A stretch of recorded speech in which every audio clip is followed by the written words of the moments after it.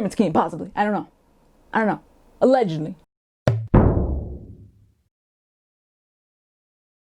Hey everybody, welcome to my channel where I try to present hopefully useful information for living in Japan. If you're new here, hello! And if you're coming back, thank you! So before we get into the nits and grits, as always, I have a lot to say on this topic, so I'm going to break this video down into two parts. Once I have the second part uploaded, then I will put up the details here or here. I will also put the link down in the description box below. One more prelude before we get to the nits and grits. I have an announcement at the end of this video about this channel and its content, so if you want to find out the tea, be sure to stick around. So let's get right to the nits and grits. I'm sure that most of you have heard that moving in Japan is really expensive. If you have not and you are new on this journey to learning about living in Japan, moving in Japan is expensive. How expensive is it? So first, just talking about the fees overall, generally speaking, the cost for moving into an apartment will be at least 4 times the cost of the rent. Therefore, if the apartment you are looking at is 50,000 yen, then the move-in cost can go upwards of 200,000 yen. This is of course an estimate, but I would say this is actually a pretty conservative estimate. Sometimes the fees can be less than 4 times the rent, but usually it's at the very least 3 times what the monthly rent is. So next is the big important question. Why is it so dingity dangity expensive? Well, the reason for this is that there are a bunch of fees that you have to pay when moving in. The initial fees are called the shokihyo, which is actually a collective of fees. I will break those down here briefly, and some I will go to in more details in other videos because I already wrote some of those scripts. Okay, so here are the usual fees along with the prices as an example, and we will add up all of the prices at the end to get an idea of the cost. Shikikin, deposit. This is the money that will be used for any fees that will be incurred when you move out of the apartment. Kanrihi, kyoeki-hi, maintenance fees. This is the money paid to the property management agency if your apartment has one. If your property is managed by the owner, for example, on your contract, it states that if anything goes wrong in the apartment, then you have to contact the owner, then you will most likely not have to pay this fee. But as always, check your contract. Reikin, key money. This is literally gift money and does not come back to you. I will have an entire whole other video about key money, by the way, so please keep an eye out for that. Maeyachin, advance rent.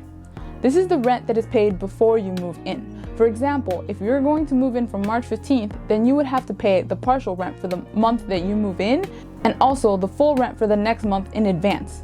Here's what those fees would look like. From March 15th to March 31st, it would be 24,999. From April 1st to April 30th, it would be the full 50,000 yen. So the total for the initial rent alone would be 74,999 yen. Next, we move on to the chukai tesuryo, or agency fee. In Japan, it is very rare to find an apartment to rent directly from an owner. 99% of the time, I would say you will have to use an agency in order to get an apartment. The agency fee is generally speaking 1 month's rent plus tax. Sometimes you can get the agency fee either halved or completely deducted. So again, we'll go into details of this another day. Kasai hokenryo, fire insurance. I think 12,000 yen is around the lowest that you could possibly pay for the insurance fee. You absolutely need to get fire house insurance for your rental. If anything goes wrong and you are not insured, you can rest assured that it is going to be like ridiculously expensive. In addition, it's written in most contracts that you need to have insurance the duration of your stay in the apartment. So even if you wanted to skimp, the system is set up so you can't. Last, just an extra bit of information, fire insurance does not usually include earthquake insurance, so if your stuff gets damaged in an earthquake, unless you had specific insurance for that, your damages would not be covered. Next, shokai hoshoryo, or guarantor company fees. As foreigners with nearly 99% assurance, I would say, you will have to pay a guarantor company fee. This is again a topic I will cover in more details in another video, but long story short, you're gonna have to pay, and it's usually 1 month's rent plus tax. In addition, depending on the company, they might charge you at least 10,000 yen for the guarantor company renewal fee every year. The following are some other things that you might have to pay for before moving into your new apartment. Hoshokin, security deposit. This money is supposed to be used for the cleaning fees, but real talk, some apartments have cleaning fees that you pay separately, so really this is just, I would say, covert key money. Think of it this way. The shikikin comes back if there's anything left after getting used for your move-out fees. The hoshokin does not come back. You can hosho that. Shikibiki, So this is pretty much security deposit by a different name. The term is used more often in Kansai from what I hear. The kagi koukan hi, or lock exchange fee.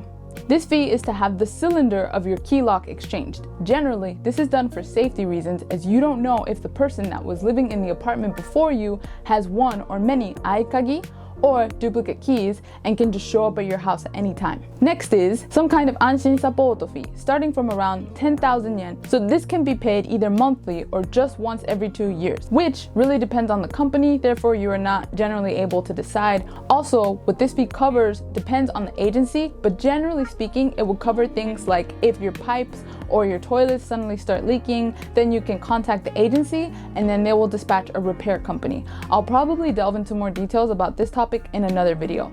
Also, this is generally not refundable even if the property management agency changes to a different company. But as always, check your contract. Club memberships. So this is not super common, but some companies do offer mandatory club memberships, which you have to pay and join in order to move into the apartment. I'm pretty sure that this is not the best analogy, but I would say that this is essentially like a trade union of sorts that the management agency has with several companies. What I mean by this is that the companies that partner with that property management agency offer you discounts for different services as long as you show them that you are a member of this exclusive club. But this is, in my opinion, a covert everybody trying to take a piece of your money scheme, pyramid scheme possibly. I don't know. Allegedly. Guys, we're almost there. Next is the shoshu sekou hi, or shitsunai shodoku hi. This is the sanitization fee. I will get into this in another video, so I won't go into deep details here. Mushikujo hi, or gaichu kujo hi. So this is the bug exterminator fee. So they essentially bug proof. There's a lot of quotation marks in this video, I'm sure you noticed. So they essentially bug proof your room. But real talk, this doesn't always work, because if you live on the first floor of a building, or if you live in some Princess Mononoke looking areas, you can bet you finna get some bugs in your apartment. Cleaning hi.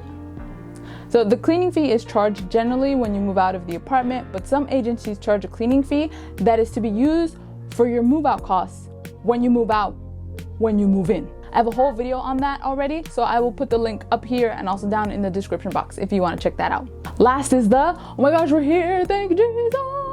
Jimu tesuryo, or bunsho sakusei hi, and other variations of this phrase. So this is the fee for creating documents, contracts, etc.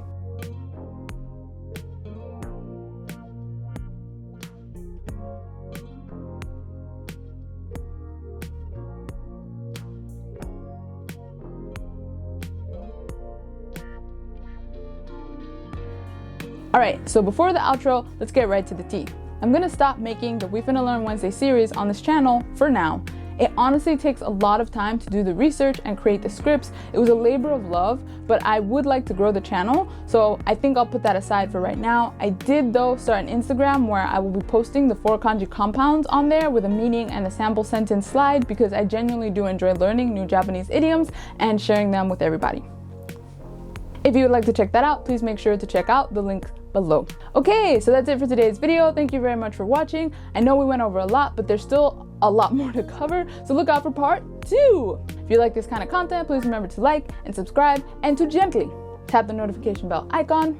Also, if you've moved in Japan and would like to discuss your experience with the fees, please feel free to leave that in the comment section. As always, I hope you guys have a super fantabulous day. Goodbye!